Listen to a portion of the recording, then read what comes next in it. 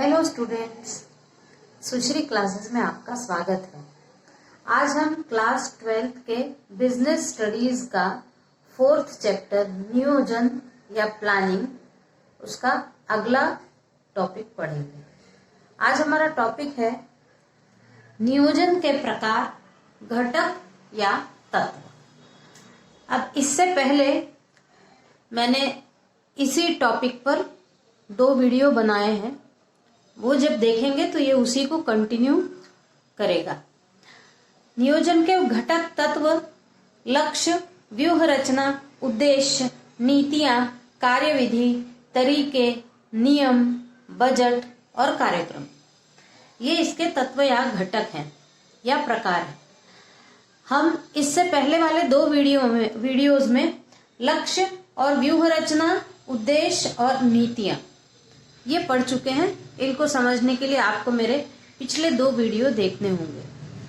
आज हम इस वीडियो में कार्यविधियां और तरीके और कार्यविधि और तरीके में अंतर ये पढ़ने वाले हैं।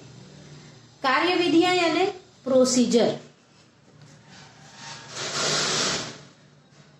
तो कार्यविधियां भी नियोजन का एक आवश्यक तत्व है, क्योंकि जब लक्ष्य निर्धारित होता है, उस लक्ष्य के लिए व्यूह रचना होती है, उद्देश्य बनते हैं, उद्देश्यों को पूरा करने वाली नीतियां बनती हैं। तो वो जो नीतियां बनती हैं, उन नीतियों को किस क्रियाओं के द्वारा पूरा किया जाए, ये कार्यविधियों के अंतर्गत आता है।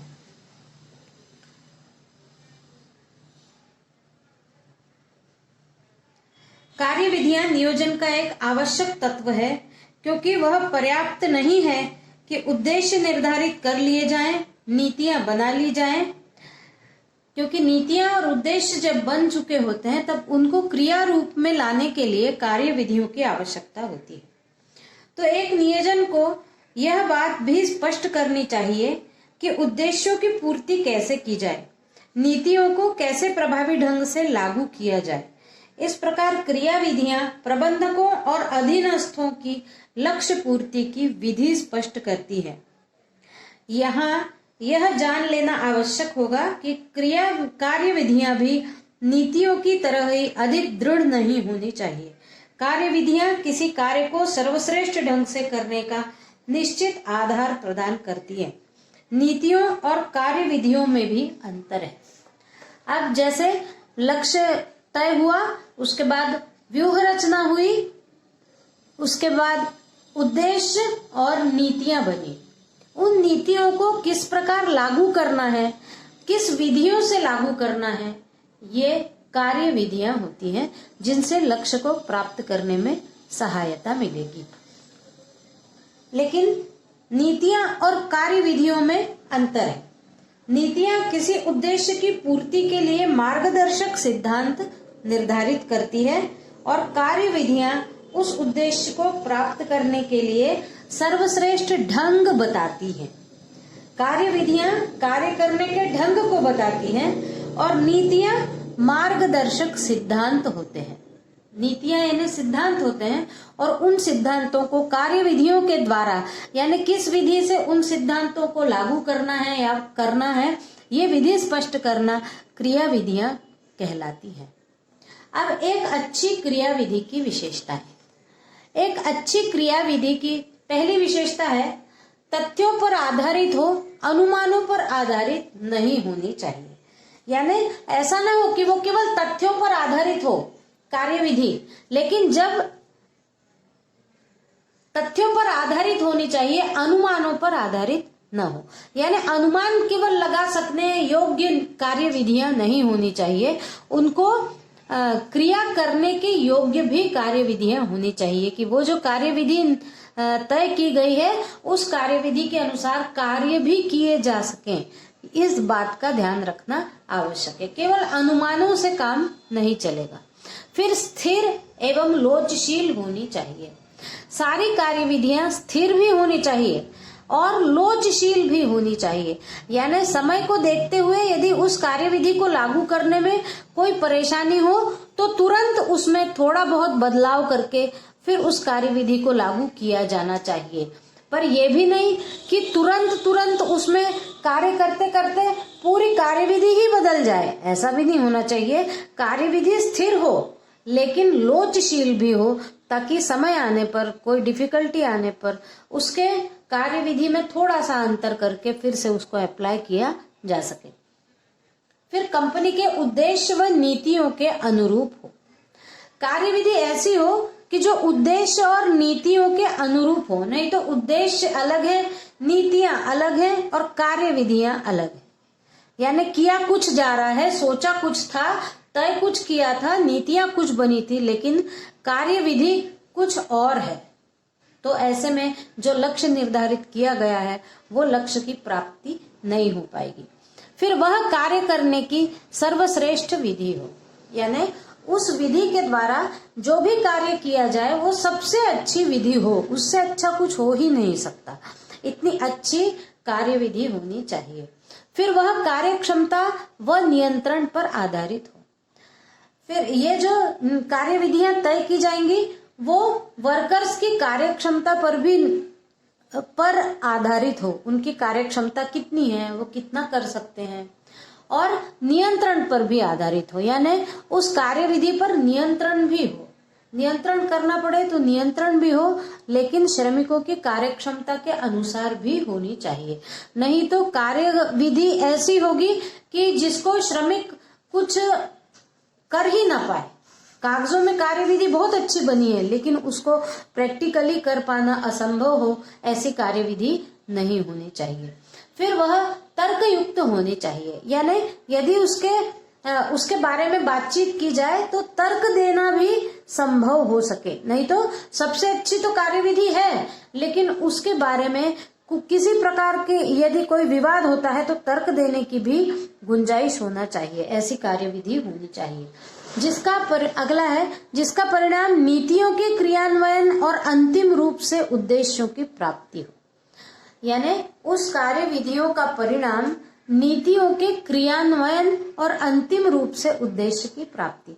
जो नीतियां बनी हैं वो उन कार्य विधियों के माध्यम से क्रियान्वित भी की जा सके, और उसके क्रियान्वयन के बाद जो अंतिम हमको परिणाम प्राप्त हो, वो हमारा जो उद्देश्य हमने पहले सोचकर नियोजन किया था, उन उद्देश्यों की प्राप्ति भी होना चाहिए।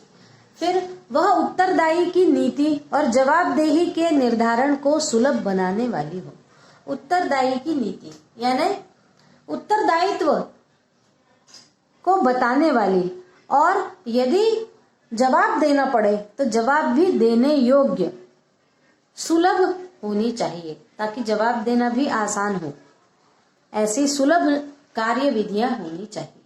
अभी हमने देखा नियोजन के तत्व या घटक की पांचवी ये है कार्य विधियां। अब हम छठवां देखते हैं, विधियां या तरीके या मेथड्स।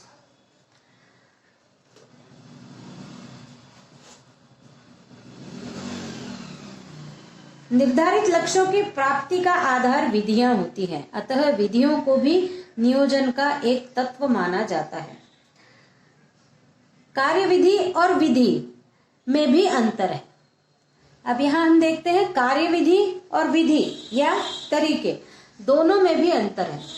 लक्ष्यों की प्राप्ति के आधार हैं विधियां, और कार्यविधि और विधि या तरीके, इनमें भी अंतर है।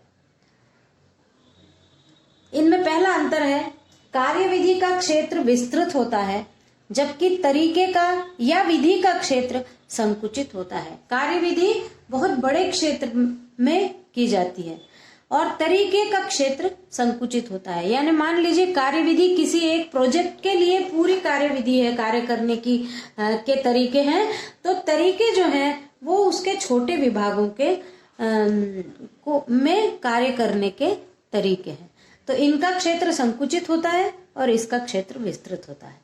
फिर कार्यविधि संबंध सभी विभागों से होता है। कार्यविधि का संबंध सभी विभागों से होता है, जबकि तरीके का संबंध एक विभाग से होता है। यानी किसी भी प्रोजेक्ट के सभी विभागों से कार्यविधि का संबंध होता है। एक कार्यविधि पूरे प्रोजेक्ट के लिए होती है, लेकिन उसके अंतर्गत भी अलग अलग विभाग हैं, तो उन सभी विभागों से संबंधित कार्यविधि होती है।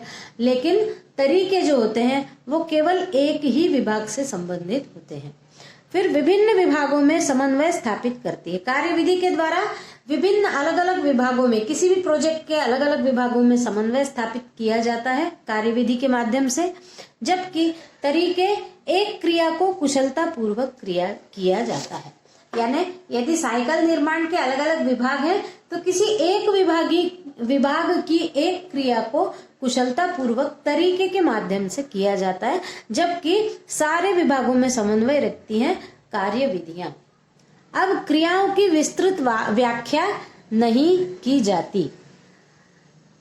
इन कार्यविधि की क्रियाएं जो हैं इनकी विस्तृत व्याख्या नहीं की जाती, क्योंकि उन विभाग के जो वरिष्ठ होते हैं उनको सारी विधियां बता दी जाती है, तो ये खूब विस्तृत व्याख्या इनकी नहीं की जाती। लेकिन तरीके एक क्रिया की विस्तृत व्याख्या की जाती है। तरीकों के अंतर्गत एक क्रिया की विस्तृत व्याख्या की जा सकती है। तो आज हमने देखा कि नियोजन के प्रकार, तत्व या घटक के अंतर्गत क्रिया विधियां या प्रोसीजर, विधियां या तरीके या मेथड्स, और कार्यविधि और तरीके या विधि में अंतर। आज का वीडियो हम यही समाप्त करेंगे। इसी प्रकार सुश्री क्लासेस के वीडियोस को देखते रहिए। धन्यवाद।